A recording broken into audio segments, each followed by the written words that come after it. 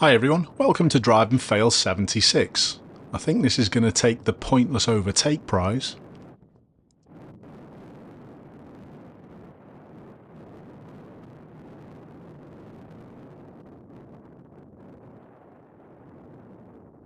When you drive a motor vehicle and plan no further than the end of your nose.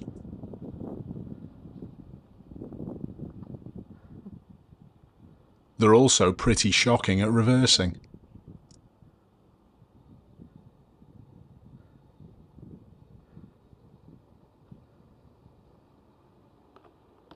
If they'd not overtaken, my viewer wouldn't have been held up whatsoever.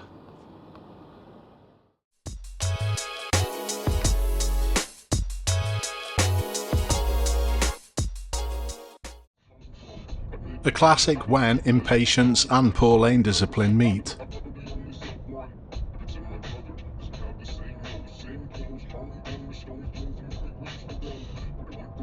How much time do you think that really saved in these traffic conditions? This was even pretty extreme for Liverpool.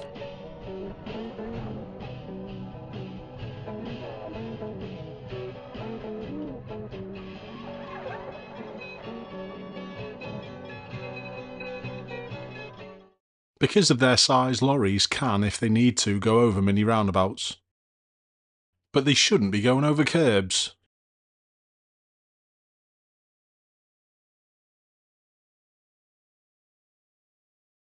This clip shows someone out Audiing the Audi.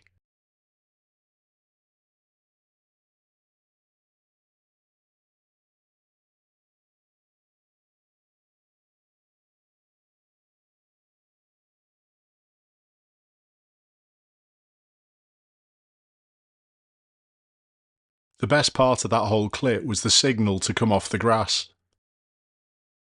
It's a real shame we didn't have any footage before this point, because I would have liked to have known how long this vehicle was in the blind spot of this lorry before it moved back. As normal, the lorry driver needs to do way better, but as a decent driver, you can stop this happening in the first place by not being there.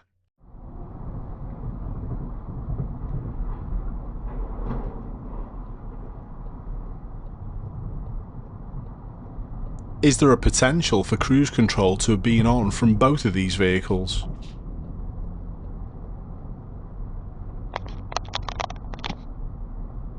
With the lorry driver continuing, it was pretty obvious they didn't see or feel the collision either. I don't think that's going to T-cut out.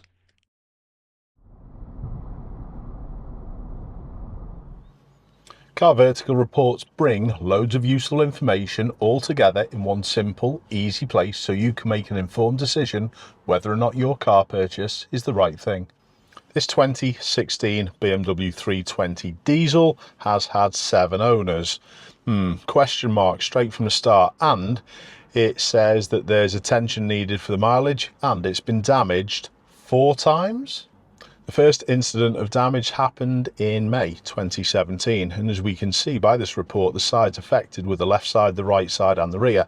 If we move on to the second case, this is the different one. This is the one that rotated off, and I think this next screen is exactly the same incident because we can see by the damage up at the top it says size affected was the front. Let's have a quick look at the pictures, and as we can see, that's a front end impact. I can see totally why this car was written off. The mileage also shows a little cause for concern. There's a period of inactivity from 2022 to present day. Is the car actually being used? Is it actually fixed properly? Going back to what I said about the 7 owners at the beginning, I'd like to just read this little piece of information that you can find on the report. A vehicle that changes owners frequently might have experienced inconsistent maintenance or unresolved issues. Does that link up with the mileage that I've just talked about? All in all, I think this report shows up too many potential problems which would make me give this car a miss if I was looking at purchasing. And that's exactly what these reports are designed to do, to give you all the information together in a simple, easy place so you can make the correct decision. Remember, if you use the code Ashley, you can save yourself 20% on checking out your next potential purchase. Thanks, CarVertical. More driving where a lack of adjustment of speed is really obvious and it causes problems. It's the white Toyota in front this time.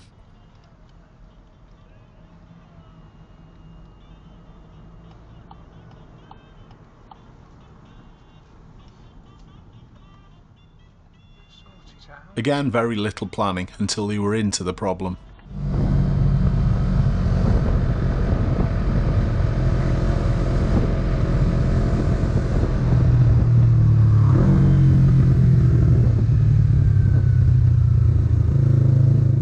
I think the Jaguar driver only got that idea from the red car in front. That was a bit mental.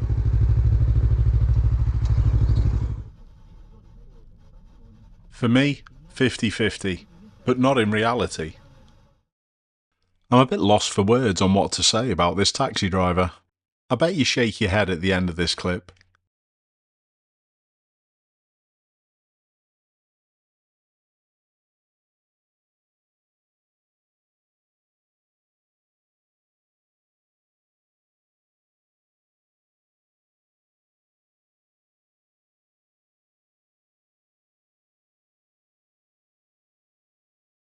Or is your mouth just wide open?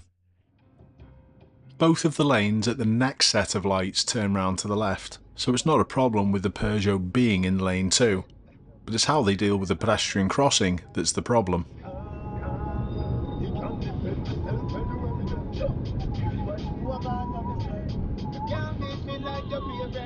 Jesus Christ, man. Holy shit. That reminded me of 10-pin bowling. Wow. It's ridiculous. What the hell was that? This isn't even a slight cut of the corner.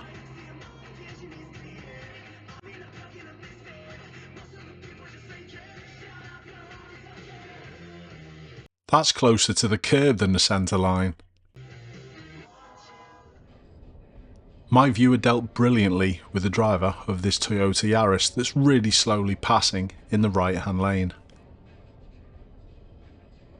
Look at all the space that's in lane 2, and this is where they want to end up.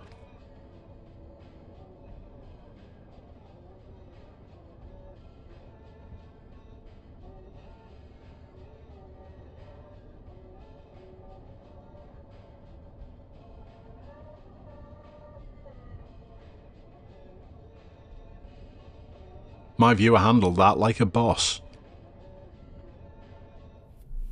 Car sympathy at its absolute worst.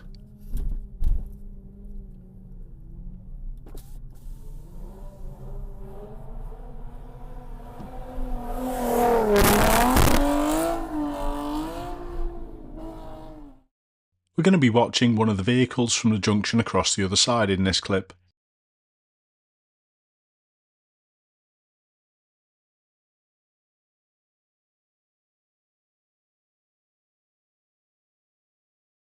Hands up if you need lessons.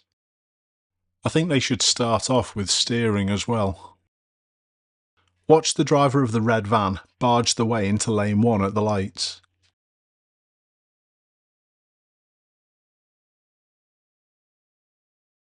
Do you think they actually saw the green Toyota? I always say have a little glance right and left when you're proceeding through a green light, but it's even more important in my opinion at temporary lights.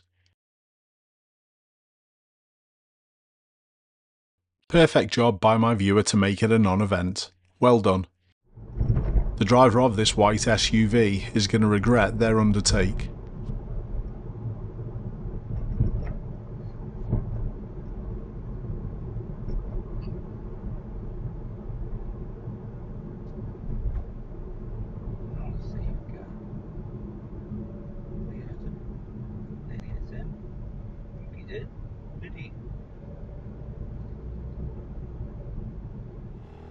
I'm saying nothing in this clip. I'd like you in the comments to let my viewer know what you think.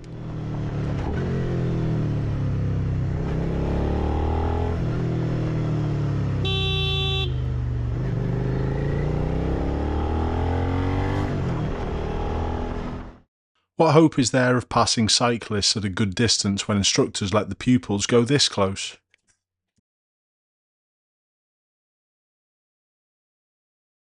Let's see how the next one does. The distance looked okay to me, but maybe cut back in a little soon. Use the other lane if you have to. If your traffic isn't flowing, by all means let someone out in front of you, but generally don't change priority. Be predictable, and that's exactly what I think my viewer was here. But the driver of the white 4x4 was aggrieved. You can't move! You dickhead, look in front of you, crap! Nicely dealt with by my viewer. Did you also spot the pedestrian and the buggy walking across the entrance where the driver of the white 4x4 was wishing to go? My viewer continuing possibly kept them safe also. This final clip touches on a subject that I'm going to be addressing quite soon. How positive do you need to be, and where does it cross the line?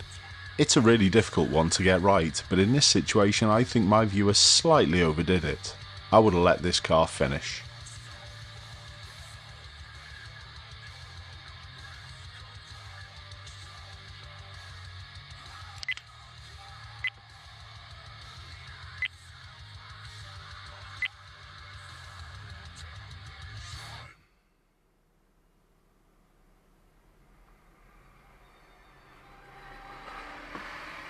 Do you think my viewer overstepped it a little there, just to prove a point? Keep safe everyone, I'll see you soon.